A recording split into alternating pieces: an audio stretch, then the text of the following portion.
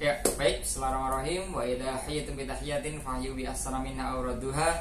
Intilakan min hadil ayati aqulu lakum jami'an min qalbil ilmi fi hadzal makan al-mubarak fa insyaallah. Assalamualaikum warahmatullahi wabarakatuh. Pada kesempatan kali ini kembali hadir saya dan Bapak Khairi Syekh membersamai Anda di video kali ini. Kita akan membahas tentang kejantanan dan hijrah durasi. Ya. Jadi laki-laki akan dikatakan jantan itu ada beberapa poin. Dan kemudian selain kita telah melewati hari 17 kemerdekaan di 17 Agustus hari lalu, maka merdeka sebagai seorang suami satu di antara adalah merdeka urusan ranjangnya. Ya, tapi sebelumnya itu saya teringat dengan satu hadis Nabi, ya ma'syarus syababi man istata'a minkumul ba'a falyatazawwaj fa innahu aghaddu lil basar wa ahsanu lil farji. Wahai para pemuda, man istata'a minkum, barang siapa di antara kalian yang telah memiliki kemampuan, ya falyatazawwaj fa innahu aghaddu lil basar wa ahsanu lil farji. Kemampuan apa? Kemampuan untuk melaksanakan aktivitas jima halal. Ya, karena kemampuan ataupun rasa ingin melakukan jima halal, satu-satunya cara menyikapinya adalah dengan cara menikah. Ya, karena tujuan menikah utamanya adalah fa innahu aghaddu lil basar wa ahsanu lil farji. Pandangan kita akan terjaga dan kemaluan kita terpelihara. Jadi tujuan nikah itu sesungguhnya. Maka siapapun manusia yang memiliki tujuan pernikahan yaitu aghaddu lil basar wa ahsanu lil farji sebagaimana pesan Nabi, maka fa insyaallah pasti bahagia hidupnya karena tujuan pernikahannya telah tercapai. Nah, beberapa para praktisi rumah tangga merusak hubungan rumah tangganya dengan cara setelah dia menikah, setelah dia punya istri, dia tidak bisa melakukan jima halal secara berkualitas. Dia tidak bisa lagi menjadi laki-laki yang jantan luar biasa. Kenapa? Karena matanya tidak ditundukkan. Ya, karena alat vitalnya tidak terjaga. Sehingga ketika dia melihat istri halalnya, Allah cabut kenikmatannya. Ketika dia menjima istri halalnya, Allah cabut kenikmatannya. Sehingga rusaklah rasa nikmat dalam rumah tangga. Ya, nah seperti itu mukadimah Bapak Ibu sekalian di kesempatan kali ini. Jadi kita mesti ingat betul tujuan pernikahan awal adalah aghaddu lil basar wa ahsanu lil farji. Matanya kita mudah ditundukkan dan kemaluan kita terpelihara, baik itu bagi laki-laki maupun bagi wanita. Dan setelah kita menikah, khususnya untuk Anda yang sudah menikah dan saya anggap sudah dewasa, ada satu doa yang sering kita dengarkan dan juga sering kita ucapkan kepada para praktisi rumah tangga. Ada satu doa yang sangat masyhur sekali, sangat terkenal luar biasa, viral luar biasa, yaitu satu doanya adalah barakallahu laka wa baraka alaika wa jama'a bainakuma fil khair. Semoga kalian semua hubungan pernikahannya diberikan keberkahan dan diberikan kebaikan. Dan di situ ada kalimat wa jama'a bainakuma fil khair. Semoga kalian berdua bisa ketemu dalam pertemuan yang ada nilai baiknya. Nah, ketemu apa? Mempertemukan dua alat vital yang haram menjadi halal, wasilah pernikahan. Nah, dalam hal ini Nabi punya pesan kepada seluruh laki-laki di muka bumi ini, khususnya yang muslim. Ada satu perintah, wahai para laki-laki, jika engkau menjima istrimu, pastikan alat vitalmu hanya boleh dicabut setelah istrimu terpuaskan. Ketika istri kita belum merasa puas dan kemudian alat vital kita cabut sengaja atau tidak dalam keadaan sperma sudah keluar atau belum, maka ini masuk kategori fix jima yang mungkar. Karena jima hanya ada dua, jima yang ma'ruf sama jima yang mungkar. Jima yang ma'ruf adalah mengikuti pesannya Nabi sesuai dengan tutorial dan tata cara yang ma'ruf. Jima yang mungkar adalah mencabut alat vital sebelum istri terpuaskan, baik dalam keadaan spermanya sudah keluar maupun spermanya belum keluar. Ya, dan ada satu lagi jima yang mungkar adalah jima ketika seorang suami menjima istri dari duburnya. Ya, selain itu fa insyaallah jima yang ma'ruf. Nah, bagaimana kita akan mempelajari tutorial cara jima yang ma'ruf? Nah, ada 3 tahap Bapak Ibu sekalian. Yang pertama adalah qabla jima atau sebelum jima. Jadi sebelum kita menggauli istri, ada hal-hal yang perlu kita persiapkan. Apa itu? Yang pertama adalah kita siapkan pikiran dan hati kita. Kita siapkan pikiran dan hati kita sebelum kita siapkan anggota tubuh kita yang lain. Jadi sebelum jima pastikan kita sudah sebagai suami pastikan sudah berwudu, terus kemudian sholat 2 rakaat, doa dulu sama Allah Ta'ala. Karena jima ini adalah produk perintah dari Allah Ta'ala, maka untuk kita bisa melaksanakan aktivitas jima yang ma'ruf, berkualitas, menyenangkan, dan pahalanya luar biasa, kita minta ditolong oleh Allah Ta'ala supaya mendatangkan kenikmatan yang luar biasa, tak terkira rasanya Bapak Ibu sekalian.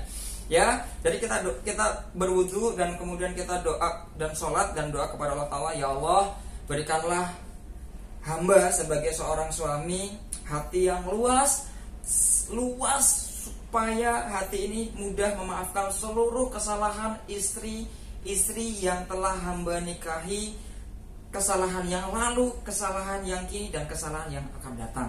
Dan mulai hari dan seterusnya saya sudah memaafkan seluruh kesalahan istri saya juga sudah memaafkan kesalahan saya. Kasih hati hamba yang baru ya Allah, kasih hati hamba yang luas untuk mudah memaafkan kesalahan istri. Wallahi Bapak Ibu sekalian, ketika para suami di muka bumi ini sebelum menjima istrinya, dia masih ada rasa kesal di dalam hatinya, dia ada masih sebel di dalam hatinya, dan kesalahan istrinya belum termaafkan secara utuh dan maksimal, jimanya tidak nikmat walaupun alat vitalnya bisa berdiri. Ya, ini perlu dicatat baik-baik. Walaupun Anda sudah ikut VNS, walaupun Anda sudah minum herba-herba kejantanan dan lain sebagainya, tapi ini tidak ada urusan, karena ini urusan hati yang akan mengakibatkan seluruh anggota tubuh kita bereaksi Bapak Ibu sekalian. Yang pertama adalah wudu, terus kemudian sholat 2 rakaat, minta kepada Allah supaya diri kita sebagai laki-laki diberikan hasrat terbaik kepada istri kita, dan kita maafkan seluruh kesalahan istri. Al-insanu mahalul khata' wa nisyan. Seluruh manusia tempatnya salah dan lupa. Maka manusia yang paling sering kita dapati salah dan lupanya adalah pasangan kita, karena kita tiap hari melihatnya. Maka satu-satunya cara terbaik untuk kita bisa menikmati pasangan hidup kita adalah memaafkan seluruh kesalahannya. Ya, ini baru Anda bisa menjadi laki-laki yang jantan. Karena laki-laki yang sering mengungkit kesalahan istrinya, ini laki-laki tidak jantan, laki-laki yang terlalu lebay, dan ini sesuatu yang paling tidak disukai oleh istri dengan siapapun Anda menikah. Sehingga muncul beberapa ucapan lisan dari para wanita yang telah menikah dan seterusnya menjadi istri. Wahai suamiku, terimalah aku apa adanya. Terimalah aku apa adanya ini maksudnya, kalau istri pernah berbuat salah, kalau istri pernah berbuat hilaf, maafkanlah dan mintalah kepada Allah Ta'ala supaya Allah bisa perbaiki alat istri-istri yang sudah kita nikahi. Ini persiapan sebelum kita melaksanakan aktivitas jima. Ya, terus kemudian semakin pandangan mata ini kita jaga dari melihat sesuatu yang tidak ma'ruf, Bapak Ibu sekalian, maka semakin Allah laparkan hasrat dan gairah halal kita untuk menjima kepada istri. Tapi ketika mata laki-laki digunakan untuk melihat sesuatu yang haram, nonton video porno misalnya, ini akan Allah cabut gairah kenikmatan jima kita kepada istri. Ya, maka oleh karena itu cara yang menyimpang adalah ketika suami ini hasratnya lagi menurun, lalu ada beberapa masukan-masukan yang syubhat untuk suami ini nonton video yang tidak layak. Ya, ini menjadikan dirinya tidak dikasih nikmat oleh Allah Ta'ala ketika menjima istrinya. Kenapa? Karena matanya sudah digunakan untuk melihat yang syubhat dan haram, sehingga syahwatnya telah terpakai pada urusan syubhat dan haram, sehingga ketika menjima istri halalnya, nikmatnya cuma tinggal 1%, bahkan tidak ada Bapak Ibu sekalian. Ya, gitu. Jadi para laki-laki semakin menundukkan pandangan matanya, semakin Allah naikkan gairah halalnya kepada istrinya. Ya, itu beberapa persiapan sebelum berjima untuk diri laki-laki. Untuk diri perempuan bagaimana? Yang pertama, untuk diri perempuan itu persiapannya bukan ketika malam hari, tapi persiapannya justru ketika bangun pagi hari di awal waktu, sudah dalam keadaan tersenyum manis dan minta doa kepada Allah Ta'ala. Ya Allah, jadikan seluruh jasad anggota tubuh hamba, hati, jiwa, dan raga hamba, Engkau berikan kenikmatan untuk totalitas melayani suami hamba ya Allah. Jadi si para istri doa sama Allah Ta'ala untuk dikasih nikmat melayani suaminya. Dan tentu ketika suaminya memiliki kesalahan dan kekhilafan, maafkanlah, maklumilah. Karena para istri yang tidak bisa memaklumi kesalahan, kekhilafan, kekurangan suami, dia tidak bisa merasakan kenikmatan orgasme yang berulang-ulang 20 kali, 30 kali, 100 kali, gak bisa kalau si istri tidak mudah memaklumi kekurangan suaminya. Ya, karena istri yang bahagia adalah yang di dalam dirinya mengikuti apa yang Allah sarankan. Ya, ini sholat 5 waktu, puasa Ramadan, menjaga kemaluan serta mentaati suaminya. Ya, entah suaminya banyak kelebihan atau banyak kekurangan, taati saja tanpa dipikir. Fa insyaallah dari aktivitas berjima akan Allah izinkan untuk si para istri menikmati orgasme yang berulang-ulang. Ya, ini persiapan sebelum jima. Ya, jadi sudah dalam keadaan tersenyum manis, ingin totalitas melayani suami, ya, mentaati suami dalam hal yang ma'ruf. Dah, kemudian finalnya ini umumnya adalah di ketika siang hari, ketika lagi senggang, ataupun ketika malam hari, ketika suasana sudah oke. Anak-anak udah pada tidur, terus kemudian suasana hati sudah nyaman, seluruh aktivitas sudah dikerjakan. Jadi malam hari adalah malam waktunya beraktivitas amalan yang mulia, yakni amalan jima. Karena Nabi berpesan tazawadul wadud al-walud, nikahilah wanita yang subur dan bisa melahirkan banyak keturunan. Nah, supaya wanita yang kita nikahi bisa melahirkan banyak keturunan, tentu harus kita sering jima. Ya, jadi kalau ada perempuan yang melihat laki-laki, wah laki-laki itu mah dia dalam otaknya seks melulu. Bukan begitu maksudnya. Jadi di dalam otaknya laki-laki, di dalam hatinya harus memiliki kefokusan yang meningkat pada urusan jima. Karena apa? Karena setelah menikah, Nabi mempunyai satu informasi yang menarik untuk kita. Tazawadul wadud al-walud, nikahilah wanita yang subur dan bisa melahirkan banyak keturunan. Nah, wanita subur tapi dinikahi oleh laki-laki yang mandul, yang alat vitalnya nggak bisa berdiri, sahabatnya dikit, dia rugi, Bapak Ibu sekalian. Ya, karena Anas bin Malik radhiyallahu anhu dalam masa hidupnya beliau memiliki anak kandung 130 anak kandung. Dan namanya beliau telah diabadikan pada hadis Arba'in an Anas bin Malik radhiyallahu anhu qala. Sering kita mendengarkan nama beliau, ya, di dalam kehidupan beliau yang sudah dijamin masuk jannahnya Allah Ta'ala. Beliau masih fokus melahirkan keturunan yang sangat banyak melalui istri-istri yang dinikahi. Ya, jadi ulama, sahabat itu memiliki syahwat yang luar biasa dan disalurkan pada saluran yang ma'ruf. Inna nafsa la'amaratun bisu, maka sesungguhnya nafsu ini senantiasa mengajak pada urusan yang buruk. Nah, supaya nafsu ini kita bisa alirkan pada yang baik, dialirkannya pada urusan pernikahan, pada istri yang kita nikahi, begitu Bapak Ibu sekalian. Ya, sesungguhnya wanita itu akan sedih luar biasa ketika dinikahi laki-laki yang syahwatnya cuma sedikit. Ya, wanita akan lebih senang, lebih gembira, lebih bahagia ketika laki-laki yang menikahinya memiliki syahwat yang besar sehingga ada kenikmatan dalam hubungan jima. Ya, ini aktivitas yang perlu dan penting untuk dilakukan oleh pasangan suami istri. Jadi urusan kenikmatan orgasme bukan tanggung jawab suami, bukan tanggung jawab istri, tetapi tanggung jawab suami istri. Berpasang-pasangan harus kompak bersama. Ya, maka siapapun yang saling tuntut dalam hubungan rumah tangganya, maka ini akan berdampak pada urusan kenikmatan orgasme yang semakin lama semakin menurun. Ya. Nah, kemudian ini kita selanjutnya naik level berikutnya akan membahas tentang bagaimana ketika melaksanakan aktivitas jima. Ya, jadi Nabi punya pesan, wahai para laki-laki, wahai para suami, janganlah engkau mencabut alat vitalmu sebelum istrimu terpuaskan. Ketika suami mencabut alat vitalnya sebelum istrinya terpuaskan, ada dua kerugian. Kerugian yang pertama adalah jimanya dia masuk kategori jima bil mungkar. Kerugian yang kedua adalah spermanya mudah keluar. Tambah lagi kerugian yang ketiga, orgasme istri jadi terganggu. Ya, ada 3 kerugian besar yang dilakukan oleh laki-laki yang jima mungkar, tidak mengikuti dan tidak mematuhi rambu-rambu dari Nabi Muhammad SAW. Laqad kana fi Rasulillah uswatun hasanah. Kita semua sepakat, kita semua yakin bahwa sesungguhnya di dalam diri Nabi kita adalah uswah hasanah. Nah, Nabi punya pesan, wahai para suami, jangan engkau cabut alat vitalmu sebelum istrimu terpuaskan. Maka semua suami yang mencabut alat vitalnya sebelum istrinya terpuaskan, maka kategorinya bid'ah dalam berjima karena tidak mengikuti pesannya Nabi, tidak mengikuti rambu-rambunya Nabi.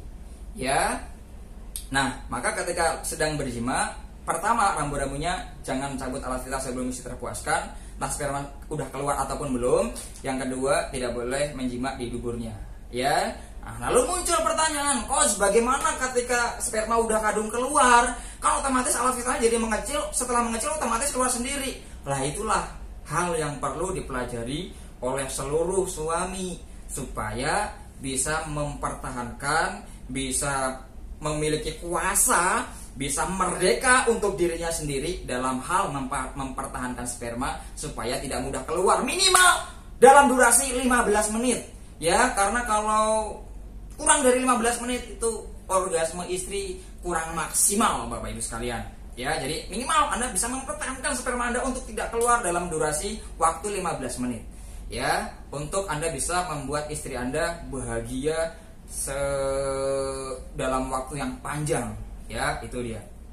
Karena Bapak Ibu sekalian, mulut wanita itu ada dua, atas dan bawah. Penuhi kebutuhan mulut atasnya, makan, minum, dan dengarkan ceritanya. Dan kemudian penuhi kebutuhan mulut bawahnya dengan dia mendapatkan kenikmatan orgasme dalam durasi waktu 15 menit atau 3-5 kali, bahkan 30 kali orgasme. Ya, normalnya wanita itu bisa kuat menikmati orgasme berulang-ulang. Kalau pria kepuasannya ketika spermanya keluar dan ketika melihat istrinya terpuaskan. Tapi kalau wanita itu bisa orgasme berulang-ulang. Ya, begitu Bapak sekalian. Ya. Nah, ketika Anda para suami atau ketika Anda para istri yang menyaksikan video ini, pasangan Anda tidak bisa mengajak hubungan jima Anda dengan waktu yang lama. Nah, Anda boleh japri langsung, insyaallah privasi Anda akan kami jaga serapat mungkin. Ya. Seperti itu. Jadi kata kuncinya jangan sampai sperma suami keluar sebelum durasi waktu 15 menit. Ya. Insya Allah dalam durasi waktu yang 15 menit, insya Allah istri jadi mudah terpuaskan. Dan pastikan supaya istri semakin percaya diri, pastikan mulut bawah dan mulut atasnya terjaga aromanya. Ya, karena kalau mulut atas sudah terjaga aromanya, dia gosok gigi pakai siwak, HNI bisa. Terus kemudian mulut bawahnya itu ternyata beraroma aroma yang tidak sedap atau muncul keputihan-keputihan yang membuat suasana jima jadi menurun, itu juga aktivitas yang mengakibatkan gairah suami drop di tengah jalan. Gairah suami tiba-tiba sinyalnya hilang, tiba-tiba aktivitasnya yang tadinya sudah kuat berdiri tiba-tiba dia melayu dan kemudian tidak bergairah. Ya, dan itu terjadi karena salah satu sebabnya mulut atas atau mulut bawah si istri tercium aroma yang tidak sedap. Nah, untuk merawat aromanya supaya senantiasa sedap, untuk para istri, saya sangat menganjurkan dan istri saya juga pakai sampai sekarang menggunakan Hibis HNI. Ini adalah salah satu cara yang saya aplikasikan kepada istri-istri yang sudah saya nikahi untuk menjaga aroma mulut bawahnya dengan yang namanya Hibis HNI. Jadi dia seger, wangi, fresh mint, membuat istri percaya diri ketika melayani suaminya. Ya, itu dia. Terus kemudian perlu herba apa lagi? Herba yang dibutuhkan lagi ada yang untuk bersih-bersih anggota tubuh namanya kolagen. Ya, ini saya rekomendasikan lagi untuk para istri, sabun kolagen.